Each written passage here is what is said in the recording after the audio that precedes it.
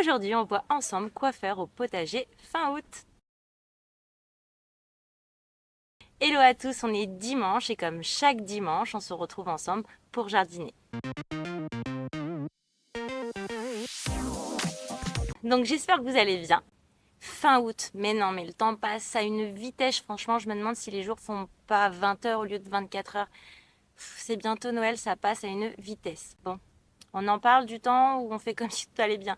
En fait, soit il pleut, mais pas il pleut un peu, il pleut beaucoup, soit en fait c'est la canicule.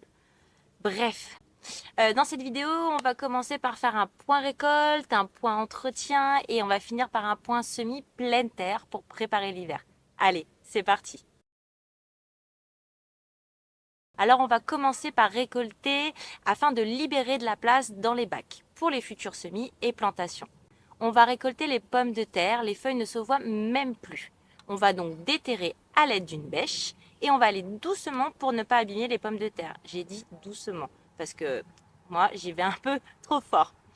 Donc quand on aura récupéré les pommes de terre, on peut constater, vous le voyez bien aussi, elles sont toutes petites. Donc on va manquer de pommes de terre et je me suis dit que peut-être cette année on va pouvoir faire un test sur la pomme de terre et en replanter. On en reparlera pour le test plantation. Ensuite on va récolter les carottes. Alors il est toujours plus facile de récolter les légumes racines quand la terre en fait elle est bien meuble, c'est-à-dire assez humide. On a juste à tirer sur la carotte tout doucement et ensuite enlever la fan et mettre les fans au compost. On continue à récolter les tomates, elles sont délicieuses. Vous avez les haricots verts, les salades et toutes les herbes, ciboulène, aneth, romarin, basilic. D'ailleurs, je me note pour l'année prochaine de planter beaucoup plus d'haricots. J'ai pas planté assez serré, j'en ai pas planté suffisamment. Je les récolte petit à petit et on en mange donc petit à petit. On va également récolter les fleurs, soit pour les faire sécher, pour les mettre en tisane, soit pour les faire sécher pour faire des compositions florales ou simplement pour avoir un joli bouquet de fleurs dans votre cuisine. La récolte des fleurs permet aussi de pouvoir aider le plant à faire encore plus de fleurs, donc ça favorise la floraison. Alors, on va aussi également commencer les récoltes de graines des légumes, fleurs comme la tomate, le concombre, la courgette, le melon, etc.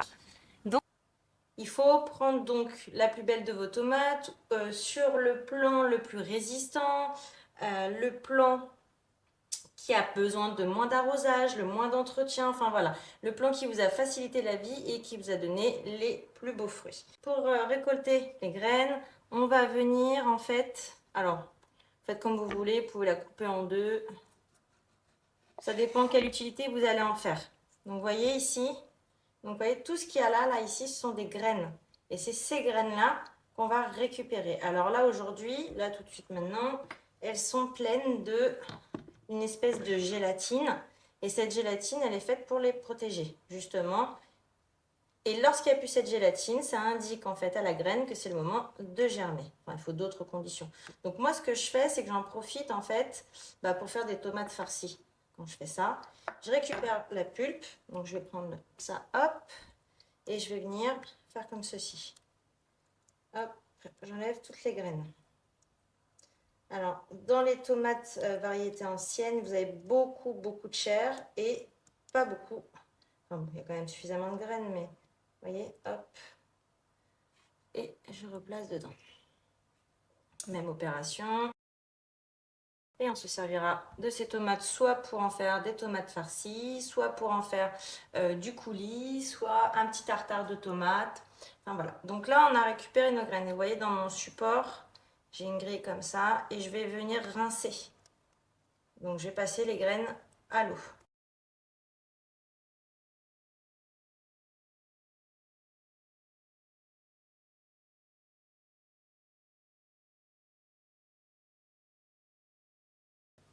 Donc une fois qu'on a rincé les graines, on va venir les faire sécher. Donc pour ça, on a deux possibilités. Soit on les fait sécher sur du papier cuisson. Hop. On les étale. Et on les met à sécher au soleil. Ou alors, deuxième option, on prend du papier absorbant. Et on va venir déposer c'est pas évident, les graines sur le papier en essayant de les espacer un maximum. Alors, ça prend un peu de temps, c'est sûr. Et du coup, quand ça va sécher, la graine sera collée au papier et on n'aura plus qu'à découper pour pouvoir faire en fait des bandes qu'on pourra simplement semer directement en pleine terre. On essaie bien évidemment de les espacer comme il faut, vous voyez, pas trop comme moi parce que je suis pas très douée.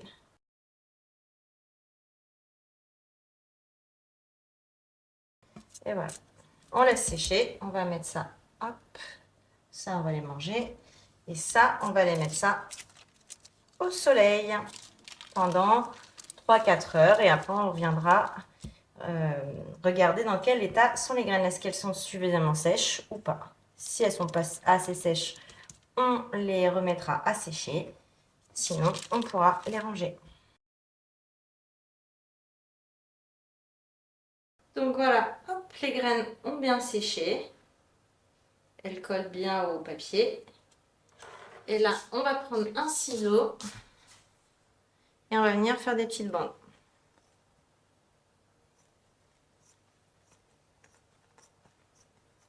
Une bande.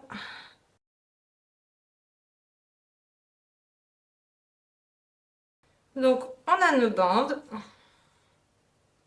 Et puis après, on n'a plus qu'à les rouler. Voilà, on a un petit boudin. On attache. Et puis voilà. Alors, on peut faire avec un petit peu d'eau. Et voilà. Pareil pour celui-ci.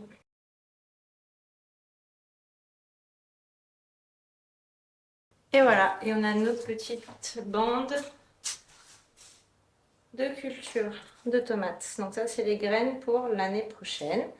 Et pour ce qui est donc du papier cuisson, il suffit de juste de faire ça. Regardez, hop, les graines, elles se décollent facilement. Bon après, hop, il y en a qui sautent, il faut les récupérer. Donc voilà, on a nos graines. On les met dans des petits sachets hermétiques. On met la date. Donc soit la date à laquelle on a fait les graines, soit la DLC, donc la date limite de consommation des graines. Pour les tomates, c'est 2-3 ans, donc moi je mets 2 ans, sachant que les graines qui sont là, je vais les réutiliser pour l'année prochaine. J'ai pas de stock de graines de tomates. Je fais une année sur deux, voilà. Hop, je récupère pour l'année suivante.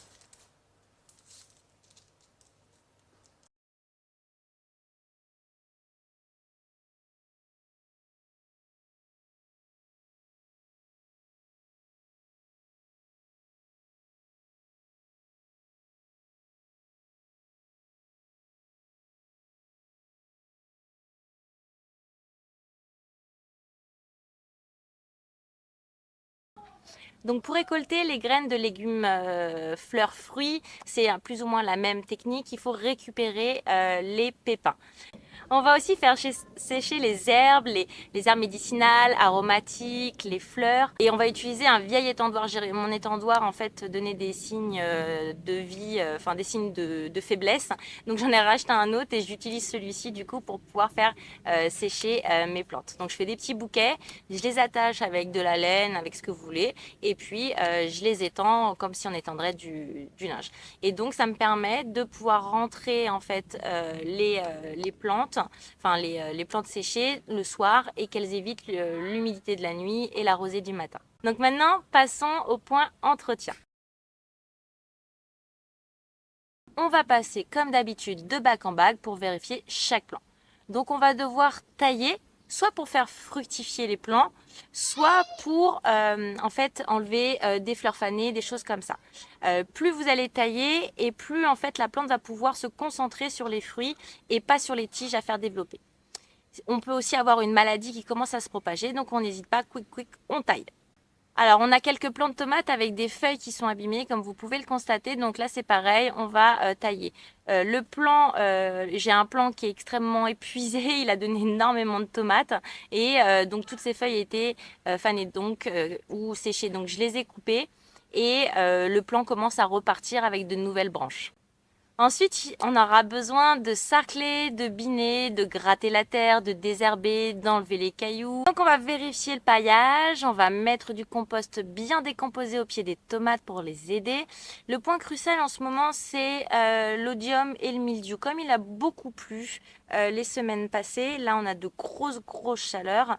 Du coup, on peut constater déjà voir apparaître des taches sur les plants de légumes, les plants de concombre. Donc voilà, donc j'ai des plants qui commencent à avoir à la fois le mildiou et à la fois de l'odium. Donc c'est super. Donc on continue de pulvériser. On va aussi mettre des pièges à limaces. Je suis encore envahie.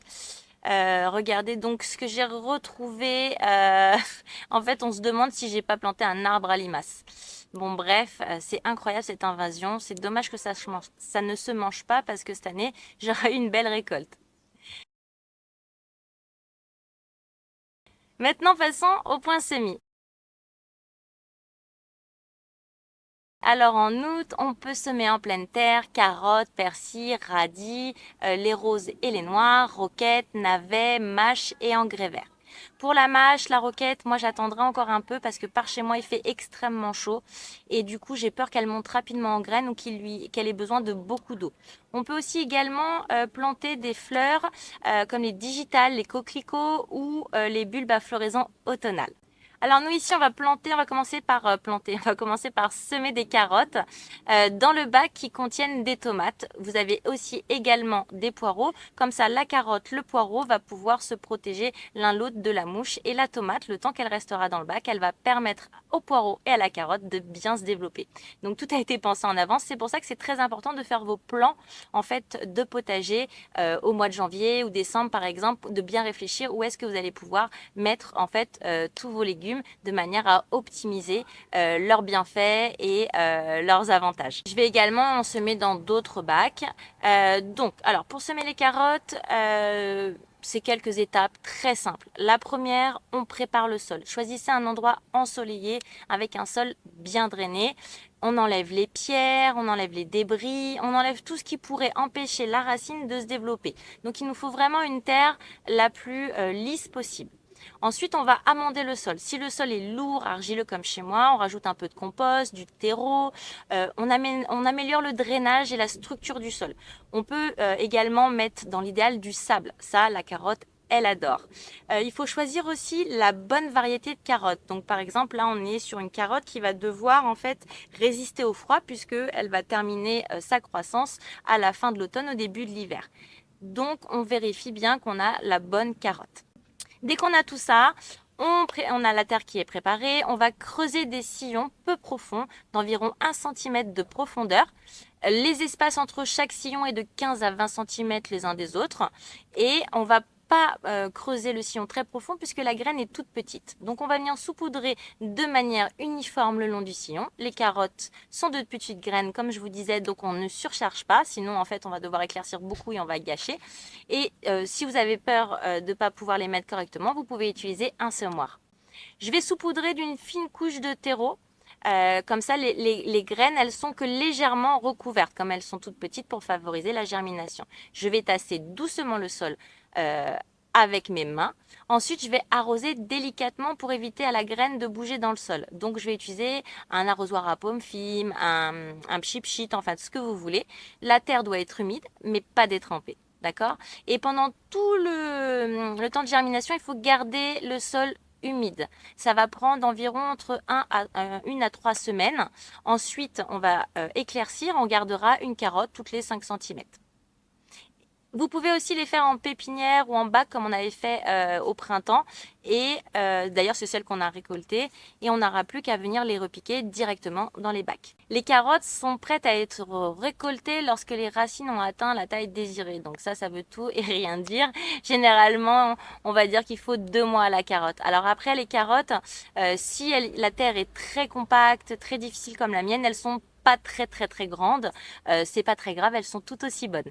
Je vais également semer des navets. Alors, normalement, je les fais en juillet, les semis de navets, mi-juillet, pour les avoir en fait à la période, on va dire septembre-octobre, de manière à pouvoir continuer à faire mes sachets de soupe. Bon, là, les Altis avaient mangé tous les navets, donc j'ai pas retenté.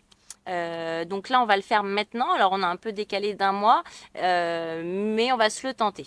Donc, la différence entre le semi-pleine terre de la carotte et le navet, il y a deux choses. C'est-à-dire que dans la terre pour le navet, on va l'amender avec du fumier 2 semaines avant le semis. Et la deuxième différence, c'est que les graines de navet étant un peu plus grosses, on va pouvoir en fait faire un sillon d'une profondeur de 2 cm. Et on va ressemer aussi des violets. Les violets sont pour la soupe et les jaunes, c'est plutôt pour faire des ragoûts, plutôt pour faire des plats. Donc par exemple, un agneau confit au thym avec des navets jaunes confits, c'est un régal. Les navets qu'on va semer là cette semaine, on va pouvoir les récolter dans minimum 60 jours. Donc, on les aura, on est quand? Donc 2 mois, on va dire septembre, octobre, donc début novembre. Alors, les navets servent donc pour les légumes, pour faire les sachets de soupe. Cette année, on va être juste parce que les poireaux sont montés en graines, on a eu très peu de carottes, les pommes de terre sont toutes petites. Ah oui, c'est ça que je voulais vous dire pour les pommes de terre. Je vais refaire un test, je vais remettre des pommes de terre en germination et je vais les replanter pour pouvoir en fait les récolter, on va dire fin novembre, début décembre. Je vais faire un test, on va voir ce que ça va donner. Si ça fonctionne, ça me permettra de pouvoir doubler en fait mon volume de pommes de terre. Je vais aussi ressemer du persil dans le bac où il y a les aubergines. Les aubergines ont mis du temps à se développer. Alors je ne sais pas pourquoi, mais globalement tous mes plants de légumes ont mis beaucoup de temps en fait à passer le stade de petit plant à la plante. Là l'aubergine a un bon mois de retard dans son développement, donc je vais les semer en fait du persil. Ça va servir d'engrais vert. Le persil va aider l'aubergine à à grandir plus vite. Je vais également en fait ressemer, comme je fais chaque année, des engrais verts. Donc là, on a de la luzerne flamande. On va les mettre dans les bacs où les légumes n'ont pas trop bien donné et dans les bacs surtout où la terre est très argileuse. Ça va permettre, dans un premier temps, d'aider à décompacter la terre. Et dans un deuxième, quand on récoltera les engrais verts, on les enfouira dans la terre et ça pourra nourrir le sol pour la saison prochaine. Ensuite, je vais semer des radis noirs entre les pieds des haricots. Les haricots vont favoriser la pousse du radis et le radis, en fait, va pouvoir, lui, se développer correctement.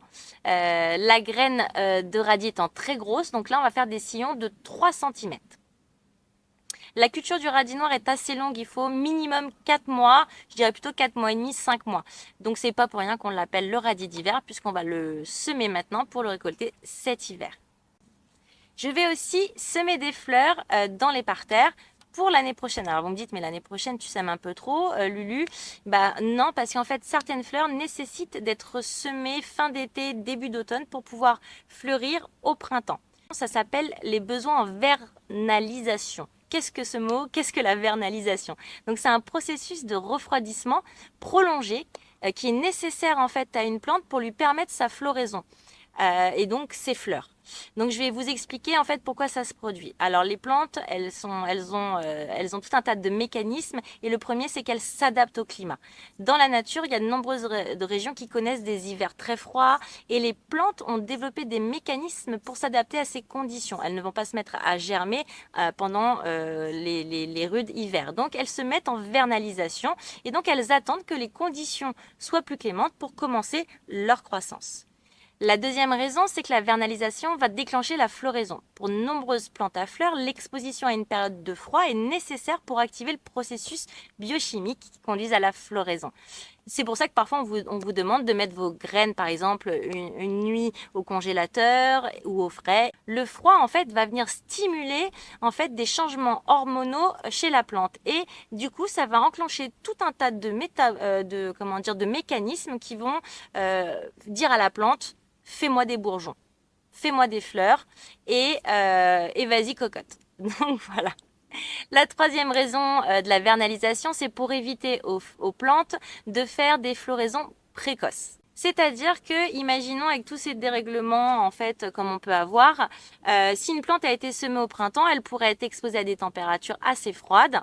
Et des gelées tardives. La vernalisation en automne garantit que les plantes ne fleurissent pas prématurément, donc elles vont rester dans le sol, elles ne vont pas bouger. Et quand les conditions climatiques seront optimales, température, chaleur, humidité, là, la graine va germer. La quatrième raison, c'est que ça permet de synchroniser avec le cycle naturel.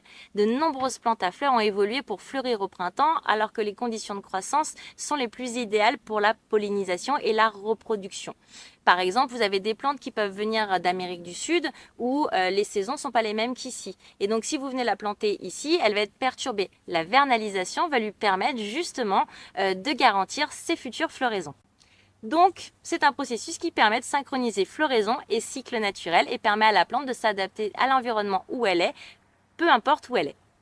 Alors là, il y a une dernière raison pour la production des graines. Les plantes à fleurs qui nécessitent la vernalisation produisent souvent des graines qui ont besoin d'être adaptées aux conditions climatiques locales.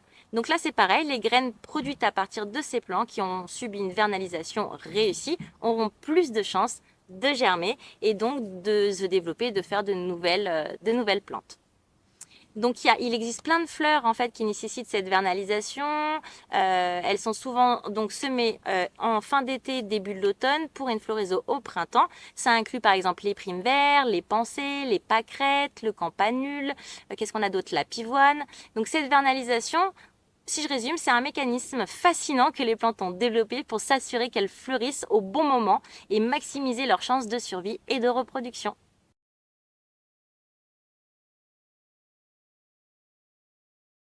Voilà, grosso modo, on a fait le tour des tâches à effectuer fin août. Je vous mettrai la liste des tâches dans les publications. J'espère que cette vidéo vous aura plu, vous aura appris des choses. N'hésitez pas à liker, n'hésitez pas à me laisser des commentaires et à vous abonner si ce n'est pas déjà fait. Partagez avec nous votre expérience de jardinier. Ça se trouve, j'ai oublié une tâche fin août, donc n'hésitez pas à me le faire savoir. En attendant la prochaine vidéo, je vous dis à très vite et surtout, n'oubliez pas, faites de votre alimentation votre première médecine. Ciao, ciao!